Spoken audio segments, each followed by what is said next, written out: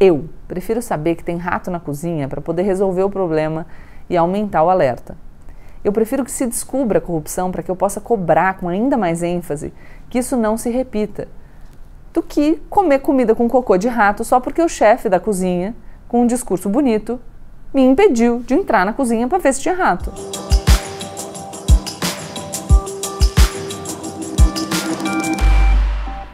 Oi, gente! Como eu sempre digo, a partir de agora, menos emoção e mais razão. Deixe seu like, se inscreve no canal e compartilha esse vídeo com seus amigos, porque hoje é dia de treta.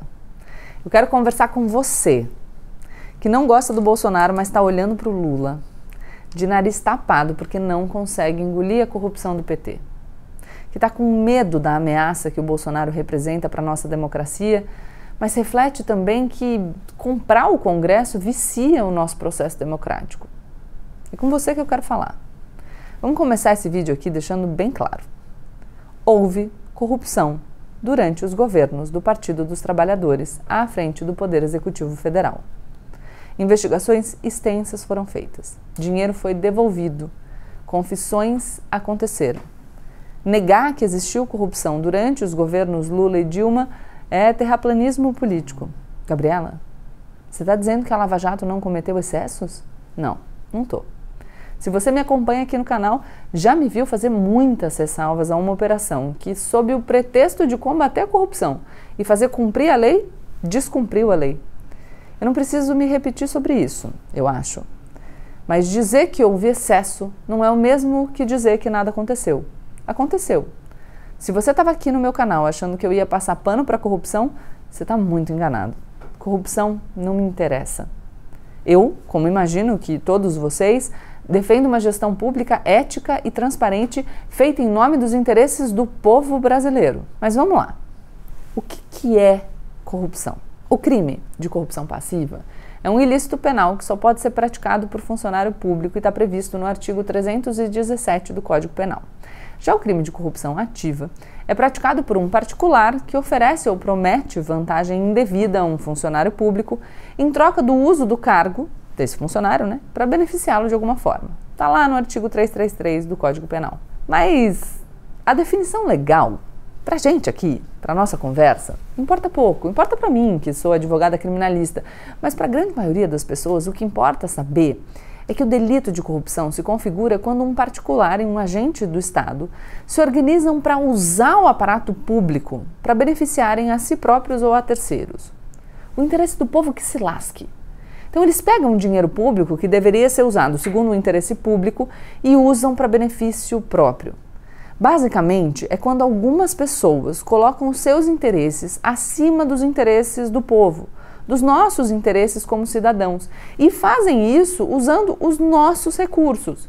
Uma meia dúzia se dá bem nas costas da maioria. Um puta absurdo. E, se na corrupção essa meia dúzia está se dando bem às nossas custas, é natural que eles não contem isso pra gente, né? Ei, olha aqui, tô te ferrando, viu? A corrupção, portanto, não acontece às claras, ela é escondida, disfarçada, escamoteada. Até porque, como eu já contei pra vocês, é crime. Para que você descubra a corrupção e possa punir os responsáveis pela sua prática, na esperança de reduzir as chances de que o crime ocorra novamente para recuperar o dinheiro desviado, você precisa essencialmente de duas coisas: instrumentos legais para isso e independência das instâncias investigatórias e dos órgãos de controle. Em outras palavras, a gente precisa ter leis dizendo: essa conduta aqui está errada. Para investigar a sua prática, a gente pode usar essas medidas aqui. E os responsáveis por essa investigação serão as instituições XY. Depois, a gente precisa deixar as instituições XY livres para trabalharem. O primeiro ponto, portanto, é: a gente só sabe que existiu corrupção nos governos do PT porque isso foi investigado, com liberdade e abrangência. E vejam, essa não é uma avaliação minha. É uma avaliação de pessoas como o ex-juiz, ex-ministro e atual senador eleito Sérgio Moro, que saiu do governo Bolsonaro acusando o presidente de tentar interferir na Diretoria-Geral da Polícia Federal e na Superintendência da Polícia Federal no Rio de Janeiro, onde diversos potenciais crimes cometidos por membros da sua família estão sendo investigados. Mas ele, o Moro, saiu também reconhecendo que a autonomia dada à Polícia Federal e ao Ministério Público foi essencial para a Operação Lava Jato e que essa autonomia existiu nas gestões petistas. O Moro, quando deixou o governo Bolsonaro, disse assim, essas são palavras dele: é certo que o governo da época tinha inúmeros defeitos, aqueles crimes gigantescos de corrupção que aconteceram naquela época, mas foi fundamental a manutenção da Polícia Federal para que fosse feito bom trabalho, seja de bom grado ou por pressão da sociedade, mas isso, a autonomia, foi mantido. O Moro reconhece isso sobre os governos do PT. E ele não foi o único. O procurador Carlos Fernando dos Santos Lima, que atuava na força-tarefa da Operação Lava Jato, também reconheceu que os governos do PT permitiram o fortalecimento da Polícia Federal e do Ministério Público. E que antes deles, abre aspas, os governos anteriores realmente mantinham o controle das instituições. Nós esperamos que isso esteja superado. Aí você vai falar, como assim, Gabriela? Nos governos anteriores ao PT não se investigava a corrupção? É o que o Moro e o procurador da Lava Jato estão falando.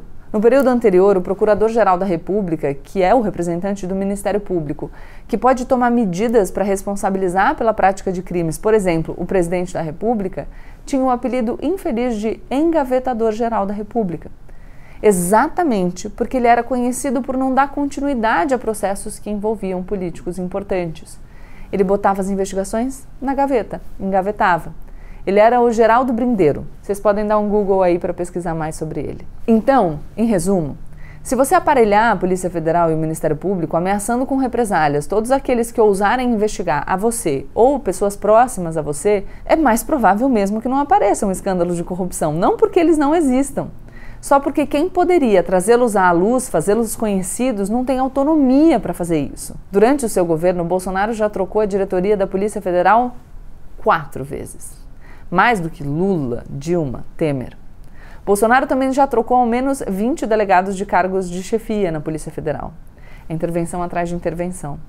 Vocês lembram daquela reunião ministerial cujo vídeo foi publicado em virtude de uma decisão do STF, a que inclusive resultou na saída do Moro do governo? Nela, Bolsonaro falou o seguinte sobre a troca de comando da PF, que no contexto é óbvio que significa Polícia Federal e não um prato feito, né?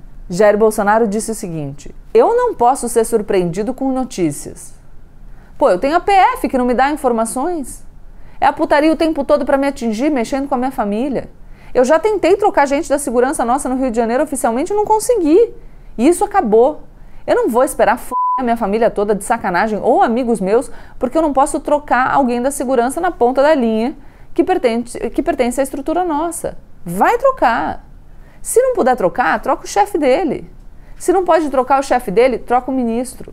E ponto final. A gente não está aqui, nós não estamos aqui para brincadeira. Isso está em vídeo, tá? É só vocês procurarem o vídeo da reunião que vocês vão achar essa fala. De novo, não precisa acreditar em mim. Tem mais. O nosso Procurador-Geral da República é o Augusto Aras. Sobre ele, a ministra Rosa Weber, que hoje é presidente do Supremo Tribunal Federal, escreveu que não se vislumbra o papel de espectador das ações dos poderes da República. O espectador-geral da República. A gente tinha um engavetador. Agora nós temos o espectador, aquele que só assiste o que acontece. A indicação do Procurador-Geral da República é de responsabilidade do presidente. Mas, tradicionalmente, desde 2003, ou seja, desde o início do governo Lula, o presidente escolhe entre os nomes de uma lista tríplice elaborada pelo próprio Ministério Público. Pessoas, portanto, que a instituição considera capacitadas. No caso do Augusto Aras, no entanto, isso não aconteceu. Ele não foi indicado pelo próprio Ministério Público Federal e saiu da cabeça do presidente Jair Bolsonaro. E o que a gente tem visto é que o Aras é a primeira linha de defesa de investigações contra políticos do interesse do governo, o exato oposto do que ele deveria ser. Ou ele faz corpo mole ou simplesmente ignora. A função do Ministério Público sob o governo Jair Bolsonaro está bastante comprometida. Fora isso, o Jair explora o sigilo, como nós sabemos bem. No primeiro vídeo do canal, após o primeiro turno, eu explico isso direitinho, assistam. A gestão Bolsonaro é o inverso da transparência. Tudo que o Bolsonaro não quer que a gente saiba, ele coloca sob o sigilo de 100 anos. Desde a carteira de vacinação dele até o processo do Exército contra o general Pazuello, que participou de evento político enquanto general da ativa, o que é proibido. O mesmo aconteceu com a relação das entradas e saídas dos pastores Gilmar Santos e Arilton Moura, suspeitos de participarem de um esquema para liberação de recursos do Fundo Nacional da Educação. Olha só, suspeita de corrupção. Até os crachás emitidos aos filhos do presidente pelo Palácio do Planalto, tudo sob sigilo. A investigação da Receita Federal sobre o senador Flávio Bolsonaro no caso das rachadinhas, também. O acesso à ficha funcional do Fabrício Queiroz, ex-assessor do Flávio Bolsonaro, acusado de operar o esquema das rachadinhas, também foi bloqueado pelo governo federal. Aí fica fácil, né? Tudo que você não quer que ninguém saiba, você coloca sob sigilo e diz: corrupção aqui? Não, imagina. Ora. Sem liberdade para procurar. Não se acha mesmo. Vocês já viram a série The Dropout? Ela conta a história de uma startup que prometia fazer exames de sangue de maneira super simplificada. A dona desse negócio era a Elizabeth Holmes. Só que a tecnologia dela não funcionava, ela não tinha tecnologia. O que ela fazia para manter a empresa aberta e os investimentos chegando sem parar? Ela escondia o laboratório de todo mundo, mas falava bem e vendia a ideia de que era uma beleza e que era uma coisa inovadora. Eventualmente, a empresa Theranos foi descoberta e a Elizabeth foi presa. Só que nesse meio tempo, um monte de gente grande perdeu dinheiro, e dinheiro grande também, porque acreditava na história que ela contava. Mesmo sabendo que ela colocava sigilo sobre algo muito importante para eles saberem se a história era verdadeira, o laboratório. Aí vocês façam aí o paralelo. Não tem corrupção nesse governo? Não dá para saber, né? Não tem independência para a Polícia Federal investigar? Não tem liberdade para o Ministério Público atuar? O Procurador-Geral da República não faz nada e tudo que o presidente não quer que você saiba, ele coloca sob sigilo de 100 anos. Mas, enfim, se você se satisfaz com o que te falam, beleza. Cuidado só para não se ferrar tanto quanto os investidores da Theranos, né? E ferrar a gente junto. Mas não é só o sigilo que impede que a corrupção seja descoberta. Existe um outro mecanismo mais elaborado chamado institucionalização. Eu explico. Vamos comigo. Pensem aqui. Vamos pensar junto. O que faz com que uma ação seja considerada criminosa? Isso mesmo. Ela está prevista na lei como criminosa. Quem elabora as nossas leis é o parlamento, numa interlocução, numa conversa com o Poder Executivo. Se uma parte do parlamento, a partir de interesses não republicanos, ou seja, de interesses que não se orientam pelo bem comum, mas por objetivos pessoais, se une com um presidente que também pensa só no dele, se essas pessoas se unem, elas podem institucionalizar, formalizar um esquema que garante que meia dúzia se dê bem nas costas da maioria, do resto do povo brasileiro. Elas podem institucionalizar a corrupção e pronto. Eu posso lascar o povo sem medo de represália. Mas, Gabriela, como eles fariam isso? Institucionalizando a pouca transparência, o que dificulta o controle no gasto do dinheiro público, que é público, mas já foi meu e seu, antes da gente entregar na mão do Estado como pagamento de tributos. Vamos pensar um pouco no dinheiro público que os nossos representantes gastam? Então vamos lá. Como vocês sabem, a nossa democracia é representativa, ou seja, a gente elege pessoas para tomarem decisões representando os nossos interesses. Dentre essas decisões, se incluem decisões sobre como gastar o dinheiro público, fruto do pagamento de tributos por todos nós, os contribuintes. Quando os políticos eleitos decidem gastar o dinheiro público, portanto, eles não podem ter em vista os próprios interesses, os interesses deles, mas eles têm que ter em vista os interesses dos seus eleitores, o nosso interesse. E isso por uma razão muito simples. Eles não estão gastando dinheiro próprio, eles estão gastando o nosso dinheiro. E como é que a gente controla isso? Tendo acesso aos dados para saber para onde eles direcionaram o nosso dinheiro, se ele foi bem gasto, se representou de fato os nossos interesses, se atendeu à nossa lista de prioridades. Se o dinheiro é nosso e o gasto tem que ser decidido a partir dos interesses da população, não faz sentido nenhum que os dados sobre o orçamento sejam secretos, concordam? Não faz mesmo. Mas é o que está acontecendo na gestão Bolsonaro. O Jair Bolsonaro, acuado pela consequência possível dos inúmeros crimes de responsabilidade que ele cometeu, o impeachment, precisava de aliados no Congresso para não deixar andar contra ele um pedido de afastamento.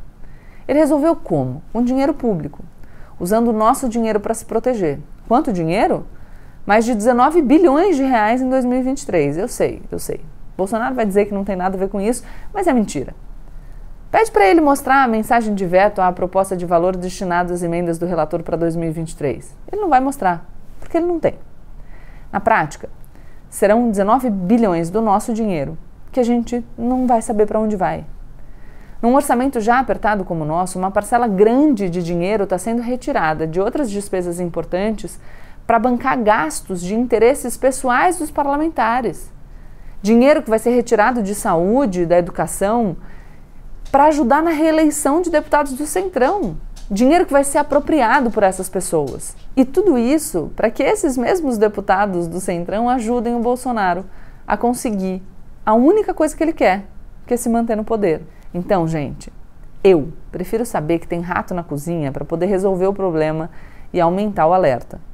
Eu prefiro que se descubra a corrupção para que eu possa cobrar com ainda mais ênfase que isso não se repita, do que comer comida com cocô de rato só porque o chefe da cozinha, com um discurso bonito, me impediu de entrar na cozinha para ver se tinha rato. Finalmente, muita gente me pergunta o seguinte: Gabi, o Lula pode falar que é inocente? Formalmente sim, pode. Do mesmo jeito que o Bolsonaro pode se dizer inocente das rachadinhas, pode se dizer inocente quanto à corrupção no Ministério da Educação, quanto às milícias. A justiça brasileira não condenou Lula com trânsito em julgado. Os processos contra ele foram anulados pelo Supremo Tribunal Federal por vício formal, a incompetência da Vara de Curitiba e material, a suspeição do juiz de primeira instância. Questões processuais que vocês não precisam entender a minúcia. Mas a anulação restaura a condição de inocência assegurada na Constituição Federal. Tá, Gabriela, mas o juízo do eleitor não é um juízo técnico. Não é mesmo. Quem está desconfiado e incomodado tem suas razões. Desconfianças não têm nenhum impacto jurídico, mas podem sim impactar o seu voto. O que eu tenho a dizer para quem fica com essa pulga atrás da orelha é o seguinte: em um cenário, a gente pode descobrir o que realmente aconteceu e permanecer vigilante. No outro, a gente nunca vai saber se a nossa cozinha está cheia de ratos e ainda corre o sério risco de, daqui a 4 anos, perceber que perdeu o direito de escolher algo diferente, porque a gente deixou matarem a nossa democracia. Deixa o seu like, se inscreve no canal e compartilha esse vídeo com seus amigos. Tchau, tchau.